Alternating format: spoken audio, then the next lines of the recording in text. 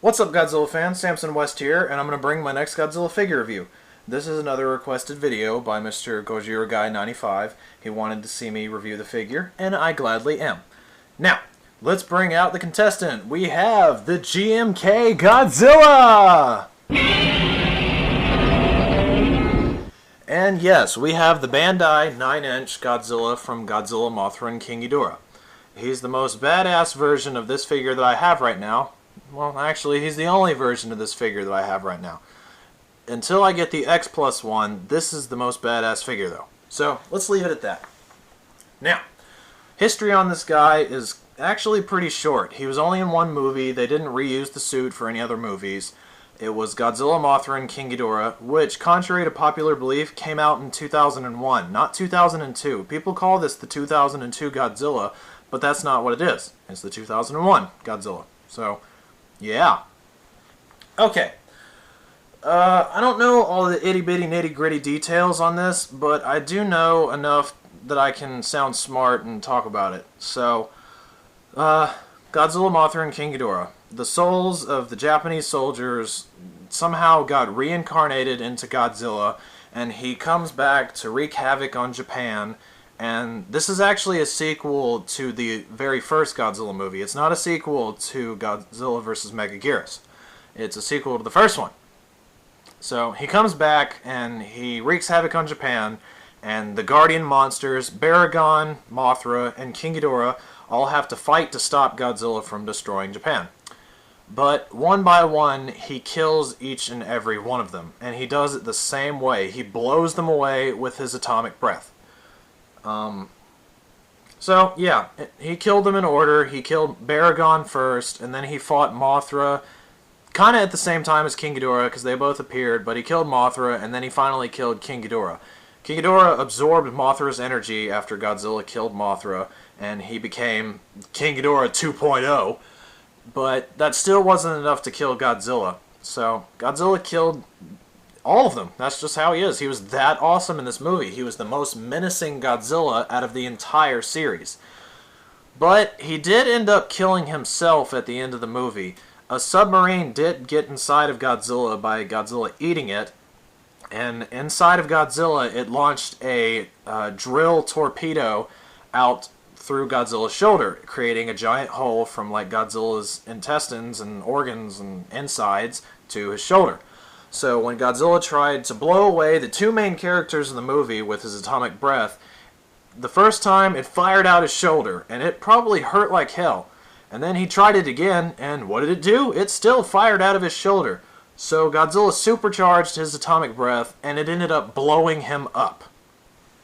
And at the end of the movie, we start zooming in underwater in Tokyo Bay to this school of fish hovering around something.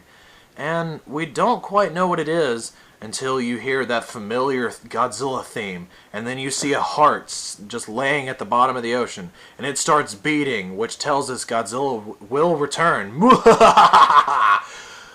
Okay, so that being said, that's the end of the history behind this Godzilla. Alright, let's go on to detail. I don't have a camera that can like automatically focus when you bring the figure to the lens, so I'm going to have to zoom in here so you can see all the cool details that I need to talk about. Alright, let's talk about the coolest detail to me. The eyes. The eyes are the most menacing part of this figure, because this is the first time that he doesn't have a pupil. All he has is solid pearly white eyes. And that's creepy enough as it is. Like, you look at anything that has solid, any colored eyes, and it's scary. We all know that to be true. So, the eyes are very creepy and menacing looking, along with the, like, scowl that he has on his face. The scowl that Godzilla has on his face is what makes him menacing and just mean looking. You know, the inside of the mouth is great. I love the fangs on the upper and lower jaw. He doesn't just have fangs on the top, he has them on the bottom, giving you double the scare.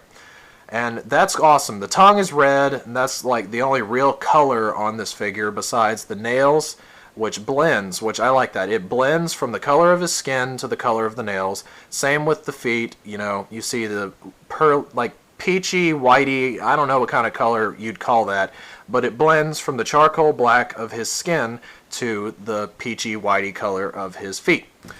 And the fins going down the back are really cool too. They're like a grayish, bluish color. And that's pretty neat. I like that they're not like shiny and metallic. They're just like a dark color, making this a very dark Godzilla. And it also blends from the color of his charcoal black skin to the color of the gray-blue fins. And the scales along the body are just really nicely done. It's all rigid and scratchy and bumpy. And you have the back of the head, you can see that's where like the spiny fins start. It's just all bumpy and rigid on the back of his head all the way until you get to the spines on his body. And detail is just awesome. That's all I have to say. So zooming back out, I'm going to talk about the other things that need to be said. Articulation on this guy is very simple. There doesn't need to be much more on a Godzilla figure than the head being able to spin all the way around. I'm just going to go back and forth. The arms being able to move up and down or side to side. In this case, they're up and down. And if I move the arms up, you can move the legs all the way around like that.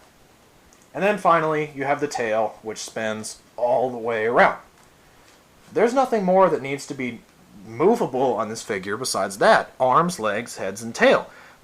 Godzilla doesn't need to pivot at the hips or at the waist or anywhere else. He just needs to move his head, arms, legs, and tail. And that's all it does, so that's all that it does. So that's all I have to say. Alright, now we're going to talk about sizing. Sizing is what everybody wants to see. I know it's what I want to see. Whenever I watch one of these figure reviews, I want to see sizing, because I want to see how great he scales up with the other monsters from the same movie. So let's move him to the side and bring out his first victim. Here we go. We got the Bandai GMK Baragon.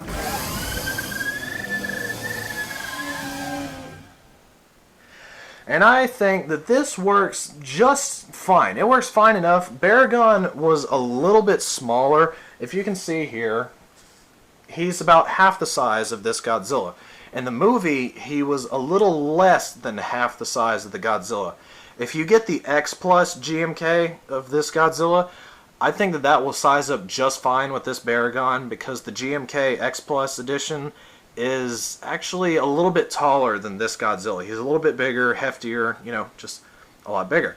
And so Baragon will be a little less than half his size. But for right now, this is cool enough. I don't think any of you will complain if you have this set. It's great. So let's get Baragon out of the way and show you Godzilla's second victim from that movie. The second monster that he fought was Mothra.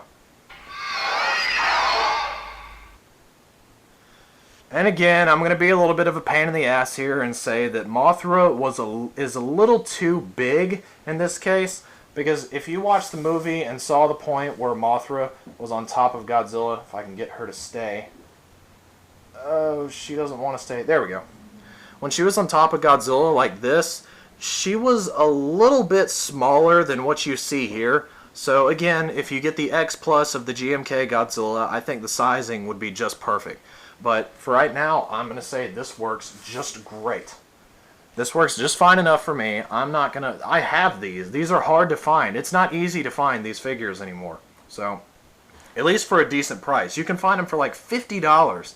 I don't have that kind of spending money. I'm sure not all of you do either. The Godzilla collecting is getting a lot harder to do. Like, the children that are getting into Godzilla now, it's harder for them to find toys unless they have, like, rich parents. But I got lucky. I collected as I grew up, so I have very nice things. Now, let's move Godzilla aside and show you his final and greatest victim from that movie. King Ghidorah. And this is where I'm finally going to say sizing is perfect with this. King Ghidorah, if you saw, when he first appeared in the movie, he was slightly shorter than Godzilla when he had his wings all, you know, like packed behind his back, and he was farther away, but you could still see Godzilla was a lot taller than King Ghidorah. Or not a lot taller, about a head taller, like you see here. He's about a head taller than King Ghidorah. King Ghidorah was a big monster, but he was still shorter than Godzilla in this movie. Because they even mentioned, like the people talking about Godzilla would say, they looked at him and said, he's much bigger than he used to be. He's a very large Godzilla. Which he was, and that's what made him all the more evil in this movie.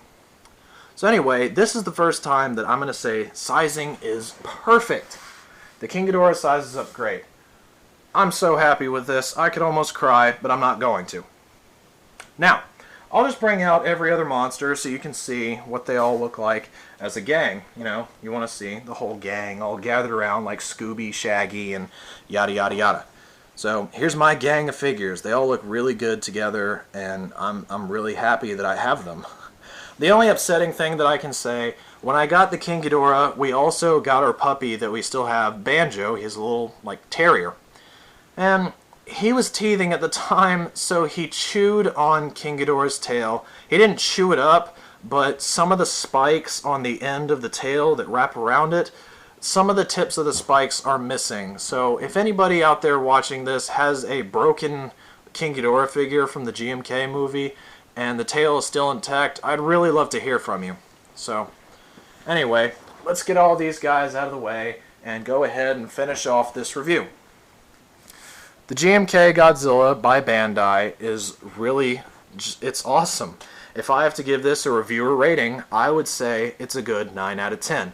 That only being because he sizes up a little off from some of the other figures, but everything else is great. The detail is spot on. The articulation is just enough for him to be perfect. And there's just nothing more that needs to be said about this figure. He's great, and I'm really glad that I have him. Mine's a little worn out because I've had him for years. He doesn't have a perfect paint job. He has some paint wear on some of his nails and spines. But he's still so great. So, this is the end of my review. I'll go ahead and say sayonara.